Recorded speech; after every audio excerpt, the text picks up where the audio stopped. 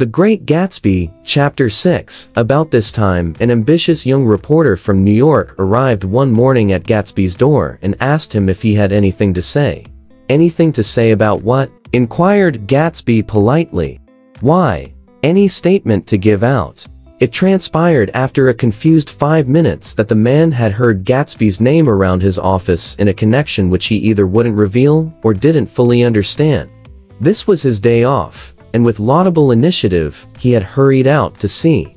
It was a random shot, and yet the reporter's instinct was right. Gatsby's notoriety, spread about by the hundreds who had accepted his hospitality and so become authorities on his past, had increased all summer until he fell just short of being news. Contemporary legends such as the underground pipeline to Canada attached themselves to him. The truth was that J. Gatsby of West Egg, Long Island, sprang from his Platonic conception of himself. He was a son of God, a phrase which, if it means anything, means just that. And he must be about his father's business, the service of a vast, vulgar, and meretricious beauty. So he invented just the sort of J. Gatsby that a 17-year-old boy would be likely to invent. And to this conception, he was faithful to the end. And despising the janitor's work with which he was to pay his way through. Then he drifted back to Lake Superior, and he was still searching for something to do on the day that Dan Cody's yacht dropped anchor in the shallows along shore. He had been coasting along all too hospitable shores for 5 years when he turned up as James Gats's destiny at Little Girl Bay. Sometimes, in the course of gay parties, women used to rub champagne into his hair. For himself, he formed the habit of letting liquor alone. It was a halt, too, in my association with his affairs. For several weeks, I didn't see him or hear his voice on the phone. Mostly I was in New York. They were a party of 3 on horseback: Tom and a man named Sloane, and a pretty woman in a brown riding habit who had been there previously. "I'm delighted to see you," said Gatsby standing on his porch. "I'm delighted that you dropped in." As though they cared. "Sit right down. Have a cigarette or a cigar?" Mr. Sloane wanted nothing. "A lemonade?" "No, thanks." "A little champagne?" "Nothing at all, thanks." "I'm sorry, did you have a nice ride?" "Very good roads around here." "I suppose the automobiles?" "Yeah." Moved by an irresistible impulse, Gatsby turned to Tom, who had accepted the introduction as a stranger. "I believe we've met somewhere before, Mr. Buchanan." "Oh, yes," said Tom, gruffly polite, but obviously not remembering. "So we did." "I remember very well. About 2 weeks ago." "That's right. You were with Nick here." "I know your wife," continued Gatsby, almost aggressively. "That's so?" Tom turned to me. "You live near here, Nick?" "Next door." "That's so?" Mr. Sloane didn't enter into the conversation, but lounged back haughtily in his chair. The woman said nothing either until, unexpectedly, after 2 highballs, she became cordial. "Well, I'll come over to your next party, Mr. Gatsby," she suggested. "What do you say?" "Certainly. I'd be delighted to have you." "Be veer nice," said Mr. Sloane, without gratitude. "Well, think ought to be starting home." "Please don't hurry," Gatsby urged them. He had control of himself now, and he wanted to see more of Tom. Why don't you stay for supper? I wouldn't be surprised if some other people dropped in from New York." "You come to supper with me," said the lady enthusiastically. "Both of you." This included me. Mr. Sloane got to his feet. "Come along," he said, but to her only. "I mean it," she insisted. "I'd love to have you. Lots of room." Gatsby looked at me questioningly. He wanted to go, and he didn't see that Mr. Sloane had determined he shouldn't. "I'm afraid I won't be able to," I said. "Well, you come," she urged, concentrating on Gatsby. Mr. Sloane murmured something close to her ear. "We won't be late if we start now," she insisted aloud. "I haven't got a horse," said Gatsby. "I used to ride in the army, but I've never bought a horse. I'll have to follow you in my car." "Excuse me for just a minute," The rest of us walked out on the porch, where Sloane and the lady began an impassioned conversation aside. "My God. I believe the man's coming," said Tom. "Doesn't he know she doesn't want him? She says she does want him. She has a big dinner party, and he won't know a soul there." He frowned. "I wonder where in the devil he met Daisy. By God, I may be old-fashioned in my ideas, but women run around too much these days to suit me. They meet all kinds of crazy fish." Suddenly Mr. Sloane and the lady walked down the steps and mounted their horses. "Come on," said Mr. Sloane to Tom. "We're late. We've got to go." And then to me, "Tell him we couldn't wait, will you?" Tom and I shook hands. The rest of us exchanged a cool nod, and they trotted quickly down the drive, disappearing under the August foliage just as Gatsby with hat and light overcoat in hand came out the front door.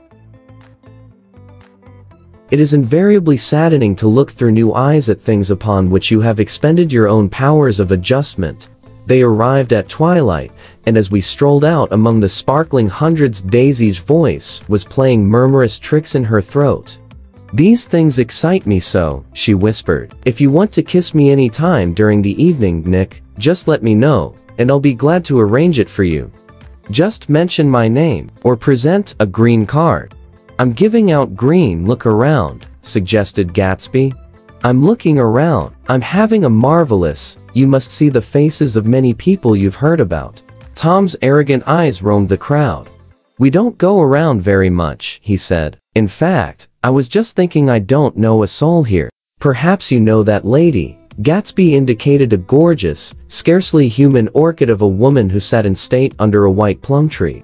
Tom and Daisy stared, with that peculiarly unreal feeling that accompanies the recognition of a hitherto ghostly celebrity of the movies. "She's lovely," said Daisy. "The man bending over her is her director." He took them ceremoniously from group to group.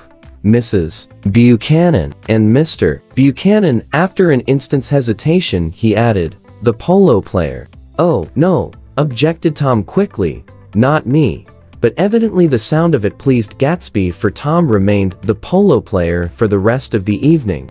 "I've never met so many celebrities," Daisy exclaimed. "I like that man. What was his name? With the sort of blue nose." Gatsby identified him, adding that he was a small producer. "Well, I liked him anyhow." "I'd a little rather not be the polo player," said Tom, pleasantly. "I'd rather look at all these famous people in oblivion." Daisy and Gatsby danced. I remember being surprised by his graceful, conservative foxtrot. I had never seen him dance before. Then they sauntered over to my house and sat on the steps for half an hour, while at her request, I remained watchfully in the garden. "In case there's a fire or a flood," she explained, "or any act of God." Tom appeared from his oblivion as we were sitting down to supper together. "Do you mind if I eat with some people over here?" he said. "A fellow's getting off some funny stuff." "Go ahead," answered Daisy genially, "and if you want to take down any addresses, here's my little gold pencil." She looked around after a moment and told me the girl was common but pretty. And I knew that except for the half hour she'd been alone with Gatsby, she wasn't having a good time. We were at a particularly tipsy table. That was my fault. Gatsby had been called to the phone, and I'd enjoyed these same people only 2 weeks before. But what had amused me then turned septic on the air now. "How do you feel, Miss Baedeker?" The girl addressed was trying, unsuccessfully, to slump against my shoulder. At this inquiry, she sat up and opened her eyes. Wah! A massive and lethargic woman, who had been urging Daisy to play golf with her at the local club tomorrow, spoke in Miss Baedeker's defense. "Oh, she's all right now. When she's had 5 or 6 cocktails, she always starts screaming like that. I tell her she ought to leave it alone." "I do leave it alone," affirmed the accused hollowly. "We heard you yelling, so I said to Doc Civet here, 'There's somebody that needs your help, Doc.'" "She's much obliged, I'm sure," said another friend without gratitude. "But you got her dress all wet when you stuck her head in the pool." "Anything I hate is to get my head stuck in a pool," mumbled Miss Baedeker. "They almost drowned me once over in New Jersey." "Then you ought to leave it alone," countered Dr. Civet. "Speak for yourself," cried Miss Baedeker violently. "Your hand shakes." I wouldn't let you operate on me. Double quotes. It was like that. Almost the last thing I remember was standing with Daisy and watching the moving picture director and his star. I like her, said Daisy. I think she's lovely. But the rest offended her, and inarguably, because it wasn't a gesture but an emotion. She was appalled by West Egg, this unprecedented place that Broadway had begotten upon a Long Island fishing village. Appalled by its raw vigor that chafed under the old euphemisms, and by the too obtrusive fate that herded its inhabitants along a shortcut from nothing to nothing. She saw something awful in the very simplicity she failed to understand. I sat on the front steps with them while they waited for their car. It was dark here in front. Only the bright door sent 10 square feet of light volleying out into the soft black morning.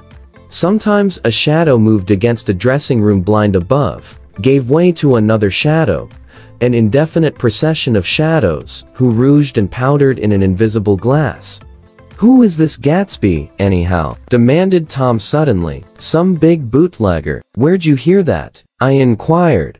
I didn't hear it. I imagined it. A lot of these newly rich people are just big bootleggers, you know, Gatsby said shortly. He was silent for a moment. The pebbles of the drive crunched under his feet. Well, he certainly must have strained himself to get this menagerie together. A breeze stirred the gray haze of Daisy's fur collar. At least they're more interesting than the people we know, she said with an effort. You didn't look so interested. Well, I was. Tom laughed and turned to me. Did you notice Daisy's face when that girl asked her to put her under a cold shower?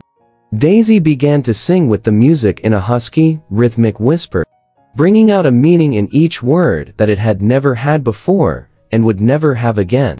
When the melody rose, her voice broke up sweetly, following it in a way contralto voices have. And each change tipped out a little of her warm human magic upon the air. Lots of people come who haven't been invited, she said suddenly. That girl hadn't been invited. They simply forced their way in, and he's too polite to object. I'd like to know who he is and what he does, insisted Tom. And I think I'll make a point of finding out. I can tell you right now, she answered. He owns some drugstores. A lot of drugstores. He built them up himself. The dilatory limousine came rolling up the drive. Good night, Nick, said Daisy.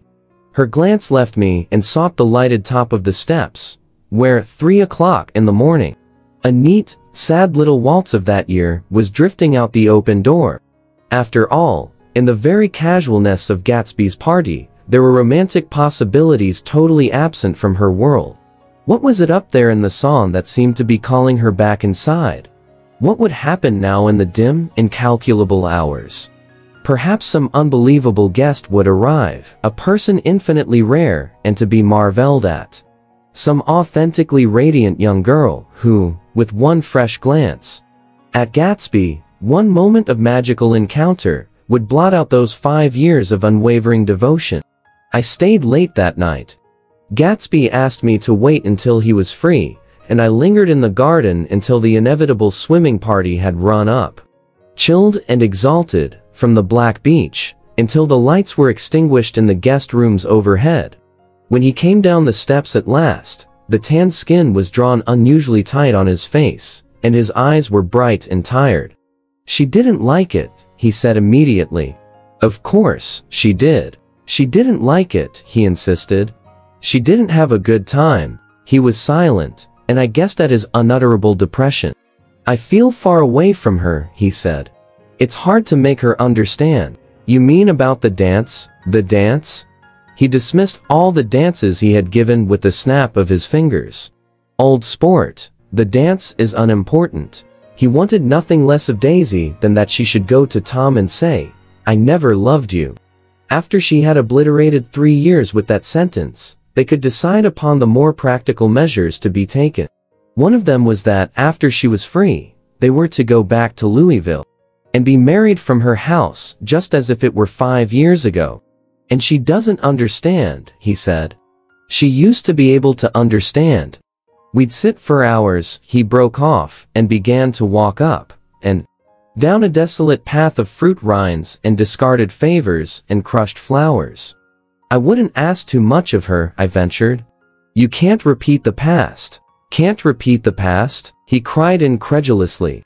Why? Of course you can. He looked around him wildly, as if the past were lurking here, in the shadow of his house, just out of reach of his hand. I'm going to fix everything just the way it was before, he said, nodding determinedly. She'll see. He talked a lot about the past, and I gathered that he wanted to recover something. Some idea of himself, perhaps, that had gone into loving Daisy. His life had been confused and disordered since then, but if he could once return to a certain starting place and go over it all slowly, he could find out what that thing was. One autumn night, 5 years before, they had been walking down the street when the leaves were falling, and they came to a place where there were no trees, and the sidewalk was white with moonlight. They stopped here and turned toward each other. Now, it was a cool night, with that mysterious excitement in it which comes at the 2 changes of the year. The quiet lights in the houses were humming out into the darkness, and there was a stir and bustle among the stars.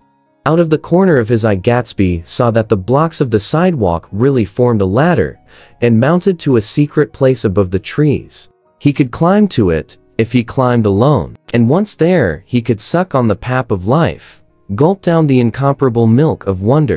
His heart beat faster and faster as Daisy's white face came up to his own. He knew that when he kissed this girl, and forever wed, his unutterable visions, to her perishable breath, his mind would never romp again, like the mind of God. So he waited, listening for a moment longer to the tuning fork that had been struck upon a star. Then he kissed her.